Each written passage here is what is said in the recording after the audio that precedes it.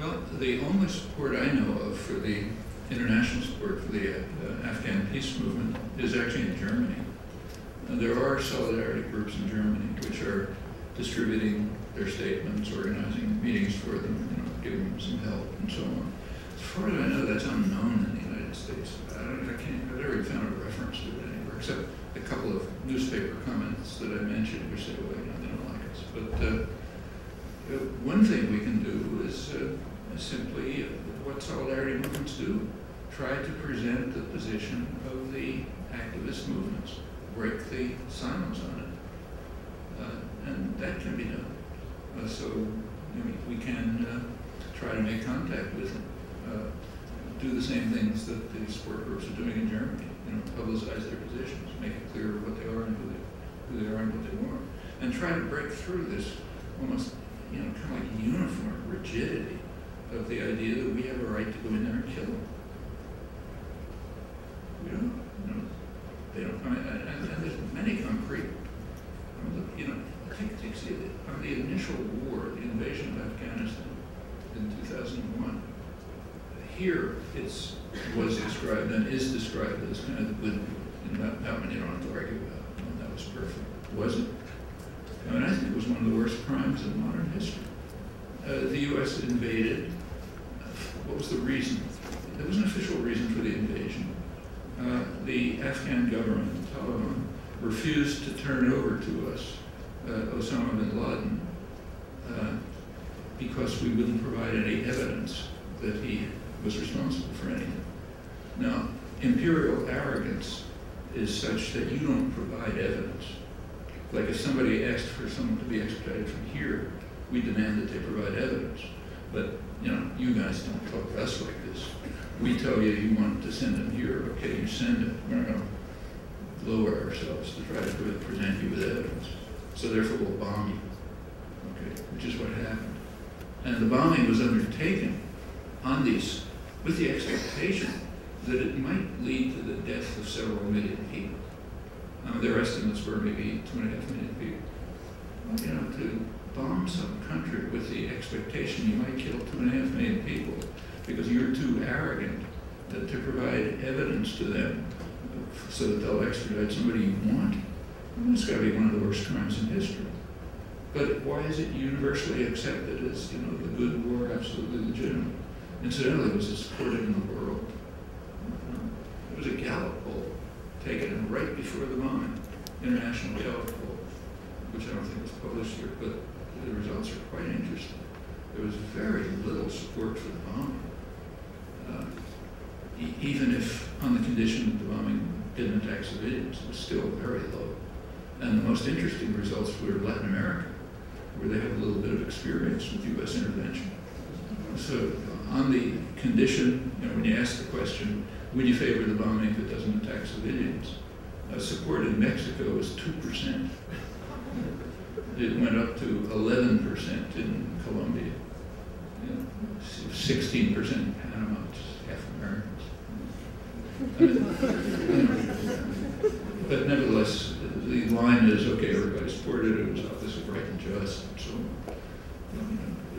these are all things a solidarity movement could work on, but mainly to support the Afghan peace movement. There's also a couple of very effective women's movements in a row who've gotten very good stuff. Okay, all of that can be done. So, and it works. It's worked very well. It didn't, like in Latin America in the 80s when the U.S. was carrying out terrorist attacks. It was pretty miserable. A couple 100,000 people were killed, countries ruined and so on. It would have been a lot worse if it hadn't been for the solidarity movements. They at least deterred the worst.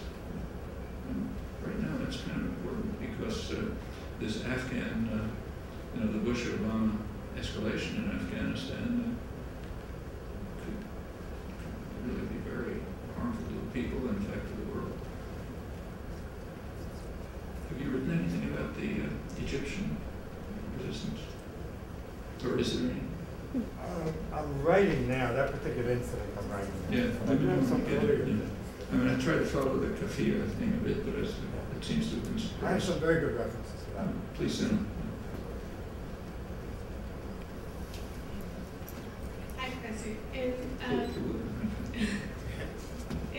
previous interview with Arch TV, you described Pakistan as a paradigm for a failed state, and you said that part of the reason was it's because of its entanglement with the U.S. In a recent interview with Arch TV, you described Pakistan as a paradigm of a failed state. I said that the United States was. And you said part of the reason was because of its entanglement with the U.S.? Pakistan. Yeah. Pakistan is a failed state. And you said part of the reason was because of its entanglement with the U.S. I'm curious to know what you think are some of the internal forces that are causing the disruption in Pakistan, particularly institutional or failures of the institutions there.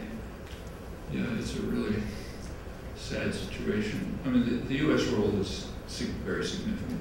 First of all, are you Pakistan? Yeah, so you know about this. But the U.S. always, ever since independence, the U.S. supported the military. But the worst period was the 1980s. I mean, in the 1980s, Pakistani dictator was Islamicizing the country radically with Saudi Arabian funds. They were building networks of madrasas, which people couldn't learn anything except the Quran. They were developing nuclear weapons, and the U.S. was supporting the whole thing. It was one of Reagan's worst crimes, and he's got plenty of it.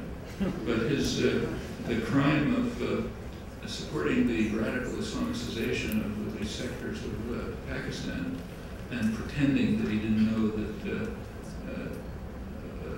they were developing nuclear weapons so that they could keep the money flowing. I mean, that's had a horrible effect on Pakistan. And then, of course, the reason for doing this was just to kill the Russians. I mean, they claimed they were helping the Afghans, but it's ridiculous. I mean, Russia was getting ready to pull out in the early 80s. And the U.S., the massive U.S. support for the most extreme radical Islamic fundamentals they could find anywhere in the world, that kind of kept the Russians in. And there's a good record on that. So it was it happened to be killing a lot of Afghans, but the main purpose of which was stated, in fact, by the CIA chief in Islamabad. He said, we're there to kill Russians. Okay? So in order to kill Russians, they pretty much destroyed Afghanistan and they ruined Pakistan. Zbigniew Brzezinski was interviewed about this in the late 90s, I guess. He was the one who sort of started the report.